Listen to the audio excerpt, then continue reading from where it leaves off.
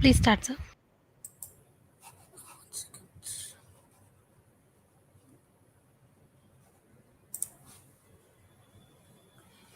Um, Hi, I'm Dr. Neerav Goyal. I'm head of liver transplant at Indraprastha Apollo Hospital, New Delhi, and I will be answering your questions regarding hepatitis, which is an inflammation of the liver, which may result from infectious diseases or other causes. And I would be glad to take up your questions.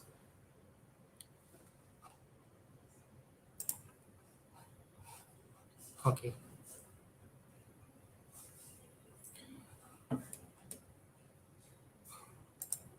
so okay, now. Uh, Madam, please tell me where is the question? Is it One second. so? I go by the text which you have sent.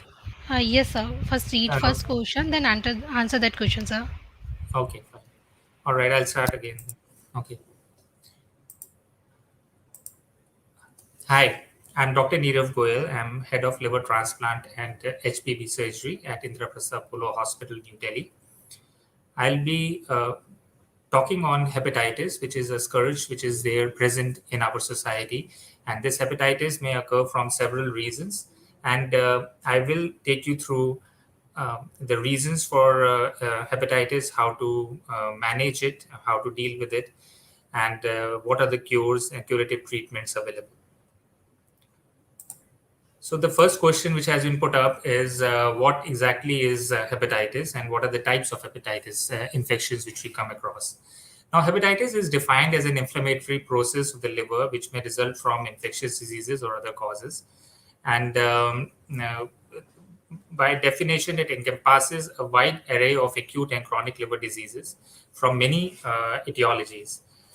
This condition, it can be self-limiting or it may progress to fibrosis, depends on what type of hepatitis infection one has got. And sometimes it may also progress to liver cancer. So the hepatitis viruses are the most common causes of hepatitis in the world, but other infections like toxic substances, example, alcohol, certain drugs, autoimmune disorders, they may also lead to hepatitis. Five main types of hepatitis viruses are seen, and they encompass from type A, from hepatitis A virus to hepatitis E virus, that is hepatitis A, hepatitis B, hepatitis C, D, and E. And each of them have their own unique way of infecting a human and causing an infection. So this hepatitis, viral hepatitis, is a major public health problem and is in need of an urgent response. And most of them can be prevented very easily if one takes proper precautions. Viral hepatitis caused 1.34 million deaths in 2015, and most viral hepatitis deaths in 2015 were due to chronic liver diseases. And in fact, 7 lakh 20,000 deaths were due to cirrhosis, and primary liver cancer, which were 4 lakh 70,000 deaths from primary liver cancer across the world. And globally in 2015, an estimated 257 million people were living with chronic hepatitis B viral infection. So you can imagine just the volume of disease load which is there in the society. And 71 million people had chronic hepatitis C viral infection. And India lies fortunately in the intermediate zone and not in the high zone for hepatitis B. Another asked question is what is the prevalence of hepatitis B? How much of hepatitis is there in the society? Now, as I said, five types of hepatitis are there, and which are responsible for a great deal of burden of ill health and death in the society. And types B and C especially lead to chronic liver disease and in hundreds of millions of people, and together are the most common causes of liver cirrhosis and cancer. An estimated 3 to 25 million people worldwide live with hepatitis B and C, and for most, testing and treatment remains beyond reach. and it is for the local governments to ensure that they are tested for these diseases, and it is actually a part of universal immunization program, hepatitis B treatment, as well as in most of the routine health checkups, you will find that hepatitis B and C checkup is part and parcel of these routine health checkups. Viral hepatitis is a necroinflammatory liver disease of variable severity, and persistent infection by hepatitis B virus is often associated with chronic liver disease that can lead to the development of cirrhosis and hepatocellular cancer. Hepatocellular cancer has been found to be more commonly associated when we are dealing with hepatitis B as compared to hepatitis C. And if we look at India, hepatitis B has been more common in the Indian subcontinent as compared to hepatitis C. When we talk about hepatitis A virus, the incubation period of hepatitis A virus is a short 15 to 45 days, an average of 4 weeks. By incubation period, we mean that the time a person catches an infection to the time when it manifests. And hepatitis A virus is a waterborne, foodborne disease, that if you're eating contaminated food or drinking contaminated fluids, you can get hepatitis A virus, and this virus, and therefore one gets outbreaks of hepatitis A virus in the society. And the virus is excreted in stool during the first few weeks of infection and before the onset of symptoms. And young children who are infected with hepatitis A virus usually remain asymptomatic, and acute hepatitis A is more severe and has a higher mortality in adults as compared to children. In majority of them, this viral infection will come for a period of 2 weeks and go away, but there will be few in whom it may become a serious issue, lead to acute liver failure in few patients. When we talk about hepatitis B virus, and the incubation period of hepatitis B virus is 40 to 50 days, and on an average approximately 12 weeks, and it may be directly injurious to the hepatocytes. However, there can also be immune mediated, that is, it stimulates the immune reaction in the body, immune mediated cytotoxicity, which plays a predominant role in causing liver damage. And the immune process is driven by human leukocyte antigens, which are present in every human being, and they are the ones which play a protective role against infective diseases. And it may be driven by HLA class 1 restricted CD8 cytotoxic T lymphocytes that recognizes hepatitis B core antigen and hepatitis B E antigen on the cell membrane of the infected hepatocytes. When we talk about hepatitis C virus, again, it has a viral incubation period of approximately 8 weeks. Both hepatitis B and hepatitis C virus, they usually get transmitted by sexual contact, by sharing of intravenous needles, by blood transfusions, and basically where the blood is coming in contact. In fact, before the time when these were known and routinely tested, a lot of people did get infected through blood products. But now in all across the world, there is testing of all the blood products for these two particular viruses so that they do not get transmitted. And approximately 15 to 45% of patients acutely infected with hepatitis C virus will lose the virological markers for hepatitis C. That is, they will shed they're able to fight off the hepatitis C virus. But 55 to 85% of the newly infected patients will remain viremic. That is, they will carry the infection and may develop chronic liver disease. And in chronic hepatitis C patients, aminotransferase levels may range from a reference value of 40 units per liter, less than 40 units per liter, to values as high as 300 units per liter. And estimated 15 to 30% of patients with chronic hepatitis C will experience progression to cirrhosis. Another virus which is seen, which is kind of a piggyback virus, is hepatitis D virus.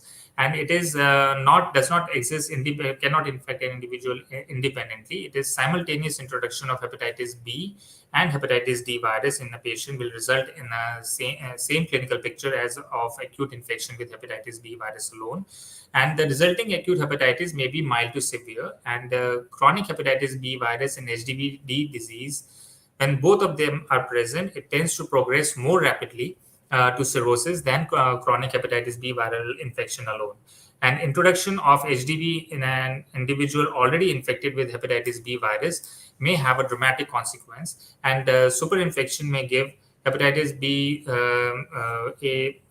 positive patients the appearance of a sudden worsening or a flare of hepatitis B. So sometimes we find that the hepatitis B patients are well controlled, and suddenly they will have a high jump in their liver enzymes, which we call there is a flare occurring in hepatitis B, and it may be precipitated by superadded hepatitis D virus infection. Then coming to hepatitis E virus, again similar to hepatitis A in its transmission, it is through fecal-oral route, that is through contaminated food and water. And HEV has an incubation period of 2 to 10 weeks. Acute hepatitis E virus infection is generally less severe than acute hepatitis B viral infection and is characterized by fluctuating aminotransferase levels. However, pregnant women, especially when infected during the third trimester, have a greater than 25% mortality associated with acute hepatitis E viral infection. Then coming to typical cases of hepatitis A virus and E virus, they are associated with several weeks of malaise. That is, they feel weak, there will be anorexia, nausea, vomiting, and they may have elevated transaminase levels. Jaundice is more in severe cases, and some patients experience a cholestatic hepatitis. That is, there is a the bile is not able to be washed out by the liver, and they have a rise in their alkaline phosphatase and gamma GT as well, and it's marked by these elevations.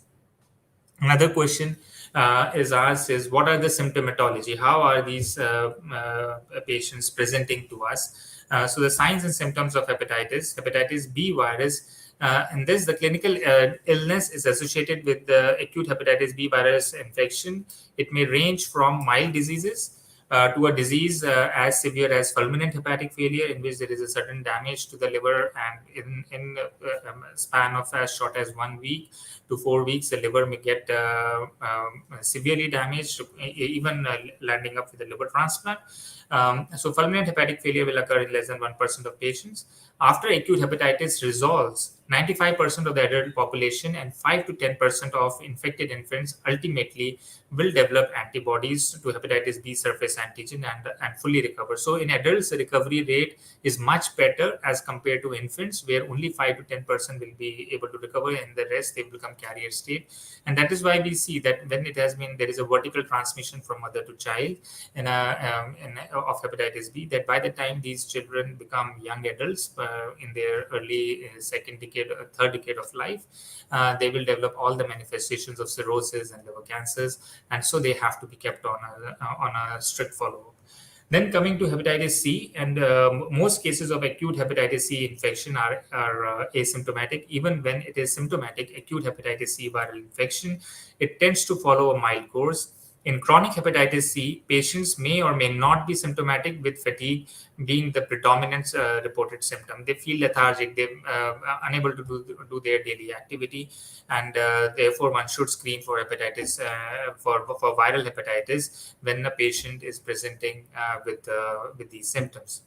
For hepatitis A, testing the blood for antibodies to hepatitis A virus, the IgM antibodies will confirm the diagnosis. A positive antibody test results indicate that a person has or had hepatitis A viral infection or has been vaccinated against hepatitis A. A negative test result indicates that antibodies were not detected in the patient's blood.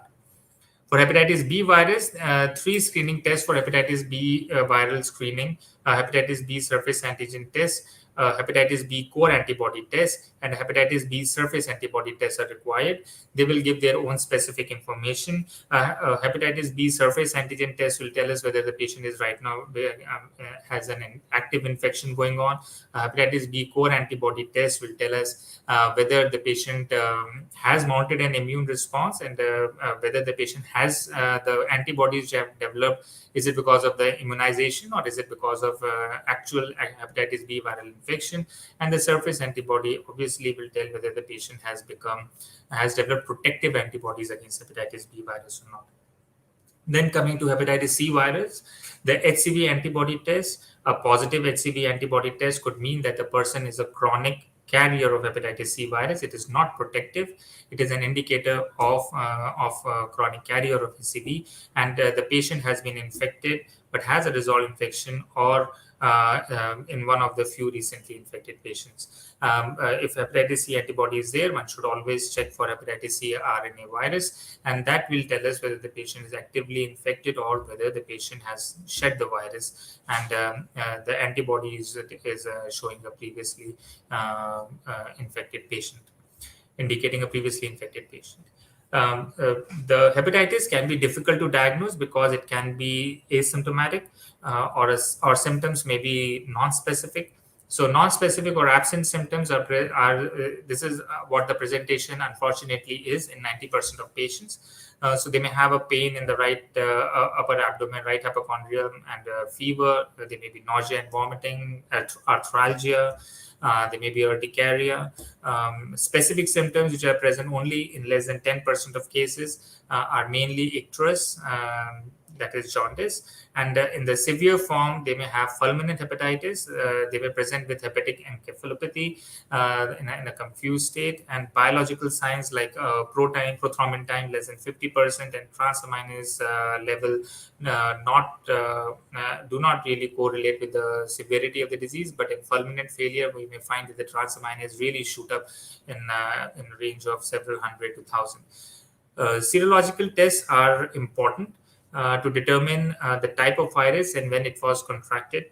And once the serology results have been obtained and possibly a liver biopsy performed to evaluate the severity, appropriate treatment and management measures can be implemented.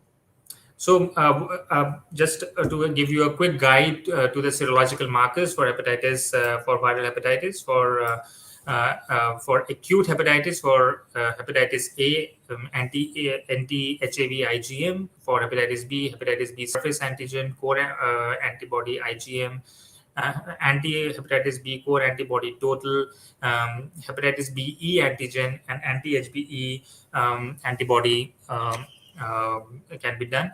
For hepatitis C, anti-HCV antibody; for hepatitis D, HDV IgM and antigen delta; for hepatitis E virus, IgM and HEV IgG. And when we are talking about chronic hepatitis, for hepatitis B, again hepatitis B surface antigen and core antibody, then hepatitis B E antigen and anti-HBe antibody, just to indicate whether the patient is still actively shedding the virus or not. Then hepatitis C, again anti-hepatitis C antibody and also HCV RNA. Then for prenatal hepatitis B screening, mother should be monitored for hepatitis B E antigen and anti-HBe antibody, and newborn one should have a quantitative anti-HBs titer after vaccination. For at-risk groups, for hepatitis B, anti-hepatitis B core antibody, and if it is negative, then one should vaccinate the individual. If it is positive, then one should do a quantitative hepatitis B surface antigen and anti-hepatitis B surface antibody test done. For hepatitis B vaccination, vaccinated patients, if for B, if the core antibody is negative, one should vaccinate. If it is positive, then quantitative hepatitis B surface antigen and anti-hepatitis B core antibody total should be done. And post-vaccination, one should do a hepatitis B surface antibody total. For HAV infection, patient more than 30 years, a total anti-hepatitis A virus should be evaluated, and if it is negative, one can vaccinate for hepatitis A. Now, this clinical course of acute hepatitis, it may vary from asymptomatic to fulminant failure, and the final outcome can be a complete recovery, chronic hepatitis, or cirrhosis. The two main challenges are that there may be progression to fulminant hepatitis, and then there may be progression to chronic hepatitis or cirrhosis. Now, fulminant hepatitis may appear infrequently in 1 to 2% of patients with clinical hepatitis in both type A and type B infections. And nearly 10% of the patients with acute viral hepatitis B develop either chronic hepatitis or cirrhosis. And during the acute phase of the disease, the patients with the later progression to chronicity differs significantly from those with subsequent resolution in a number of serological, biochemical, and morphological variables. The hepatitis A and E virus cause acute hepatitis, and hence they have no effective treatment. Management basically is symptomatic. It resolves around resolving the symptoms of the patient. For hepatitis A and E, a few cases of hepatitis A, that is 0.5%, will develop into severe hepatitis and liver failure. And however, despite symptoms, patients usually have a favorable evolution and the infection is cured without lasting damage. Hepatitis A never develops into a chronic liver disease. Similarly, it is rare for hepatitis E, and these are the two viruses which are more prevalent in India. Hepatitis E being causing more epidemics than hepatitis A. Similarly, it is rare for hepatitis E to produce severe hepatitis. It will produce it in 1% of patients only, with the exception of pregnant women, where the risk of severe hepatitis and liver failure can ascend to as high as 20% of cases. Hepatitis E never becomes chronic in healthy people, but the virus can produce a chronic infection in immunosuppressed individuals, such as in transplanted patients. And we do come across such scenarios. Sometimes becomes difficult to treat, but yes, chronicity can occur in transplant patients. When we talk about hepatitis B, in the case of hepatitis B, the age of acquisition of the infection influences whether it evolves into a chronic condition. 90% of the patients, if shortly after birth, will develop chronicity. As I said, they have to be monitored. 30% of patients, if they are infected between ages of 1 to 5 years of life, then they can develop chronicity. And less than 15% of patients in adulthood, if they get infected, will develop chronicity. So we have to monitor children, particularly when the mother had hepatitis B and there has been a vertical transmission, because 90% of them will remain positive and they will start manifesting in second, third decade of their life. Then when we're talking about hepatitis C, in hepatitis C, the acute infection is usually asymptomatic and very rarely associated with severe hepatitis. In 15 to 45% of the patients infected with hepatitis C, the virus is eliminated spontaneously in the first 6 months following infection. And the rest of this group develops into a chronic infection. And of these, 15 to 30% are at risk of cirrhosis of the liver. And patients with cirrhosis have a 5-year cumulative incidence of hepatocellular carcinoma of 5%. So hepatitis C runs a more virulent course as compared to hepatitis B. Though malignancy, hepatocellular cancer is more common with hepatitis B, but only 15% of the patients with hepatitis B in adulthood will become carrier, whereas and the rest will shed the virus. Whereas in hepatitis C, only 15% to 30% are able to shed the virus, and the rest of them will be developing manifestations of chronic hepatitis C. So, pregnancy is a unique immunological period with immunologic tolerance to paternally derived fetal antigens, resulting in altered immune response at the maternal fetal interface, that is at the placenta, as well as at the systemic level. Alanine aminotransferase levels tend to be lower in the second and third trimester compared to the first trimester. But hepatitis B flares during pregnancy. They are infrequent. It is also reported that for women on antiviral therapy pre-pregnancy who stop treatment when pregnancy is diagnosed, viral rebound with ALT flare appears to occur more frequently, followed by spontaneous recovery in vast majority of patients, pregnant patients. And co-infection with chronic hepatitis B infection is frequently seen in patients with human immunodeficiency virus due to the shared routes of transmission. And both infections are typically acquired in adolescence or in adulthood. Now, regions with HBV endemicity, such as Asia, have a higher rates of co-infection, estimated between 20 and 30% of all HIV positive patients. When we are dealing with hepatitis B and HIV co-infection, hepatitis B is typically acquired perinatally or in early childhood, with HBV infection often preceding HIV infection by decades. And HIV patients are at higher risk of developing chronic hepatitis B viral infection after acute infection. And co-infection with HIV is associated with accelerated fibrosis, progression, and increased risk of cirrhosis, and decompensation and liver-related death. So both, like with HDV along with HBV, HIV along with HBV, they run a more fulminant, they run a more severe. The course of disease is more severe. And it is important to screen for hepatocellular cancer with ultrasound and alpha fetoproteins at 6-month intervals in any patient who meets the HCC screening criteria. And severity of the immune compromise influences the natural history. In HIV, the CD4 count of less than 200 is a primary predictor of liver-related death. And lower CD4 count is also associated with an increased risk of developing chronic infection, increased likelihood of HBV reactivation and anti-HBs antibody loss, and increased rates of cirrhosis and HCC. And the effect of chronic HBV on the natural history of HIV appears to be minimal in terms of viral and immunological response to the antiretroviral therapy. Co-infected patients have a similar time to viral suppression and rise in CD4 counts as individually HIV infected patients. And experts recommend testing patients at risk for hepatitis B virus who are undergoing immunosuppressive therapies.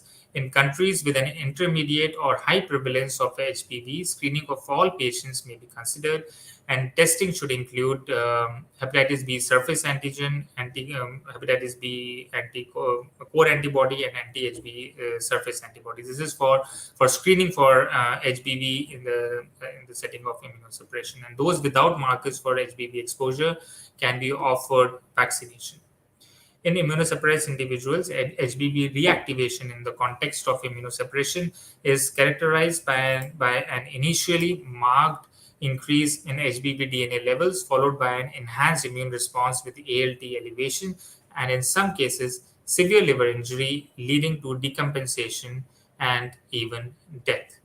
The risk of reactivation varies with the serological status of the patient and the potency of the immunosuppressive drugs, with the highest risk group being those who receive B-cell depleting therapies. So HBV reactivation is generally less common in HBV, in HBsAg negative, anti-hepatitis B core positive patients than with surface antigen positive patients. And HBV is a common indication for liver transplantation in Southeast Asia. In the era of transplantation, HBV was regarded by many programs as a contraindication to liver transplantation due to high rates of graft loss due to recurrent HBV disease. But nowadays, with the newer nucleotides available, it has become routine to do hepatitis B viral positive patients. And in fact, immunoglobulins are almost given up. It's not really required in the process of transplantation when we are talking with dealing with hepatitis B.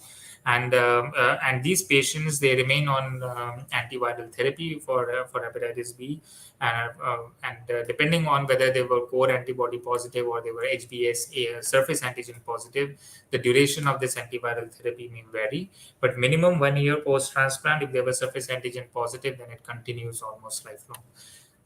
Reflecting the effects of immunosuppression on host immune response and HBV DNA replication, HBV was a rapidly progressive disease post-transplant with the recurrent cirrhosis documented in substantial proportion within first 5 years post-transplant, but this scenario is now changing. So prevention of hepatitis. Now, most important prevention strategies are universal access to childhood vaccination for hepatitis B, which is very, very important, improved hygiene and practices in an out of healthcare setting, and the screening for these viral infections.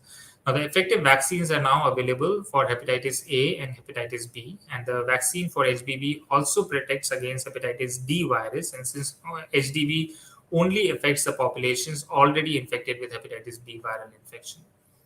So vaccination, the universal vaccination in childhood is showing very good results in containing the numbers of HBV infection. It has led to actually decline in the numbers of HBV carriers, as well as hepatitis C, as well as liver cancers, which are primary liver cancers, which occur in these set of patients. Vaccination is helping for to reduce mother to child transmission, principal transmission for hepatitis B virus, and awareness and vaccination programs are also part of reducing the spread among adults, especially at risk groups. Proper hygiene is an important prevention method for all types of viral hepatitis, and this includes clean drinking water and food hygiene, hygienic food handling, proper hand washing, safe sex, injection drug users not sharing needles and needle exchange programs, and healthcare in the healthcare settings, fundamentals, infection control measures, aseptic techniques, no reuse of needles and syringes, and safe injection practices. And for the screening of the people at risk population and blood products is helping to reduce the spread of hepatitis. As I said, till before 92 or 93, all the blood products were not tested for hepatitis C, and now it is all this has scenario has changed, and treatment for various types of hepatitis varies greatly, as does the treatment for acute viral illnesses. So, when we are talking about treatment for these, depending on the type of hepatitis viral infections one encounters, the treatment will vary. For hepatitis A, it usually resolves on its own. You just have to give symptomatic relief to the patient, and treatment of symptoms include rest and elimination of alcohol. One cannot have any other precipitating injurious element towards the liver, especially alcohol. For hepatitis B, acute hepatitis B infection is not usually treated in immunocompetent adults, as it should resolve naturally. Current treatments for chronic hepatitis B include pegylated interferon alpha, nucleotides analogs. Liver transplant can be considered for decompensated cirrhosis. As I said, they have to be on nucleotides for a very long time post-transplant.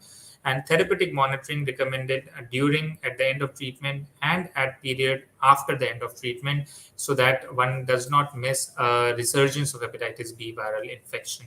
So, for hepatitis D, there is no specific treatment for acute hepatitis D viral infection. Again, symptomatic treatment basically treatment directed at hepatitis B virus. Then for hepatitis E, generally no specific treatment for acute HEV, although treatment with ribavirin may be considered effective. For immunocompromised patients, immunosuppressive treatment may be lowered. Otherwise, the treatment is usually focused on relieving symptoms, signs, and symptoms.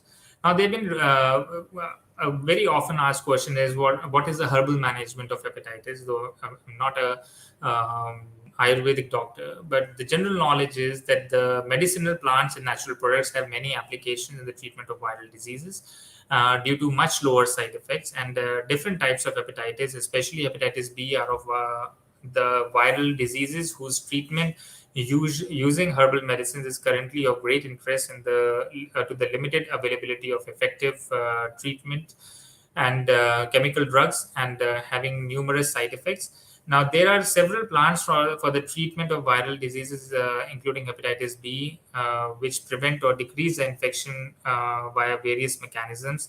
But good extensive trials have to be done in order to be sure of these drugs. Now, there have been, since the COVID-19, it has been of great interest, and how these viral hepatitis infections fear in the era of COVID-19 infection. The 2019 coronavirus disease caused by severe acute respiratory syndrome, coronavirus 2, has emerged as a major burden worldwide and resulting in serious public health challenges. Now, HBV infection is another widely spread virus that chronically affects about 257 million people, and the management of patients with hepatitis B virus has gained attention in the context of COVID-19 pandemic. Patients with COVID-19 have varying levels of liver involvement resulting from direct viral effects on the liver as well as hepatotoxic drugs. And this has been seen in elevated levels of liver enzymes, especially evident in those patients with severe SARS-CoV-2 infection. The liver involvement in COVID patients, studies have shown that reactivation of hepatitis B viral infection treatment with tocilizumab and corticosteroids, emphasizing the need for the caution when using these agents to treat COVID-19 patients with HBV infection.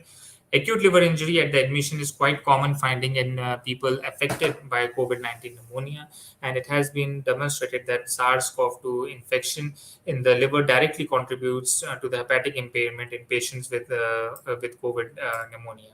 It has been seen in meta-analysis that liver enzyme abnormalities, acute hepatitis injuries, and hypoproteinemia are frequent hepatic complication patients hospitalized for COVID-19. For hepatitis C viral infection, now the direct acting antivirals have become available in the past decade, and that has completely changed the scenario of treatment for hepatitis C viral infection. Initially, genotype-specific antivirals were available, and they're still available, like along with sofosbuvir, daclofenacin, ledipasvir.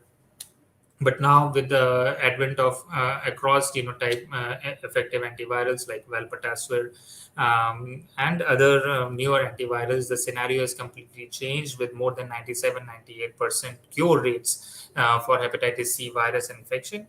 And in fact, this is also seen in our liver transplant patients. Earlier, almost 40% of our patients requiring liver transplant used to be hepatitis C viral positive infected patients, but nowadays that incidence has really gone down because of the effective treatment of hepatitis C virus with the direct antivirals. So I hope I have been of some help and in the information which I have shared for treating, for diagnosing and managing viral hepatitis. And if any other questions are there, I would be glad to answer them. Thank you.